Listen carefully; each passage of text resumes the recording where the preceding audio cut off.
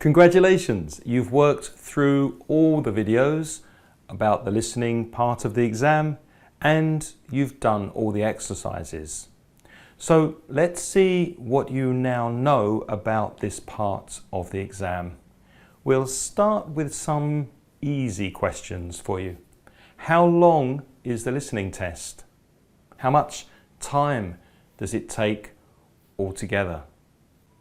How many parts are there in the listening? How many times do you hear each listening? And what percentage of the total exam is it? I'm sure you knew this. The listening test takes 40 minutes in total from start to finish, and there are 4 parts. Part 1 is multiple choice, where you have 8 short dialogues or monologues, and you choose an answer from 3 possibilities, A, B, or C. In part 2, the sentence completion, you have some notes with gaps. You listen and you write 1, 2, or 3 words in each gap to complete the notes. Part 3 is a multiple matching task. Do you remember that one? There are 5 speakers and 8 sentences. You need to match 5 of those sentences to the 5 speakers, and there are 3 sentences that you don't need to use. And the final part, part 4, is a long interview with multiple choice questions. In the listening, there are 30 questions in total, and each question is worth 1 mark.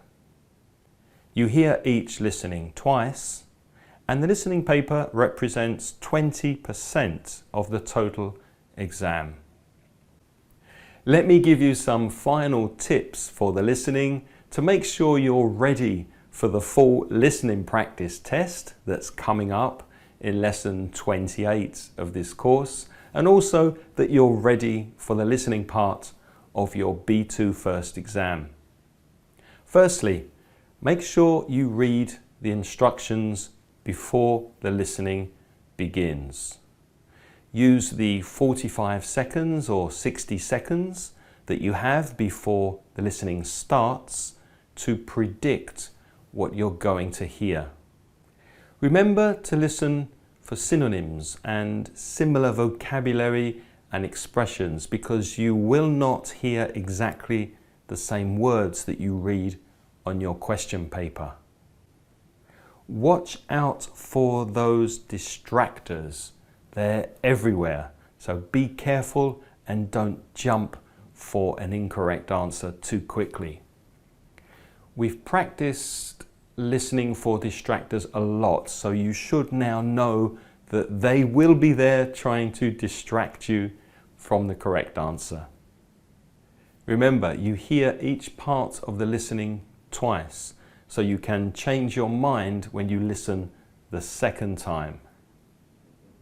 You can mark the answer that you think is correct the first time you listen, and then confirm your answer the second time. You need to do 2 things in order to prepare for the listening and get a good mark. Obviously, you need to do exam practice exercises, and also listen to anything and everything in English before the exam. So do general listening as well as exam practice. Make listening to English a habit in your daily life, because the more you listen, the better your listening comprehension will be. It's practice, pure and simple. So listen as much as possible. Use your phone to listen on. Use YouTube and podcasts and audiobooks. Instead of listening to music, listen to people speaking English on podcasts until you take the exam. Multitask at the gym, on the bus, in the car, walking your dog, cleaning your flat. Whenever you can, listen with your earbuds in, take advantage and listen to English. Also read transcriptions with exam practice and transcripts that go with podcasts. If you're watching a film or TV series in English, you can watch with subtitles in English first and then watch a second time in original version in English with no subtitles. If the listening is difficult, listen more than once until you understand what's being said. You can slow the listening down using the audio player on your phone. And then, when you understand it, you can speed it up to normal speed.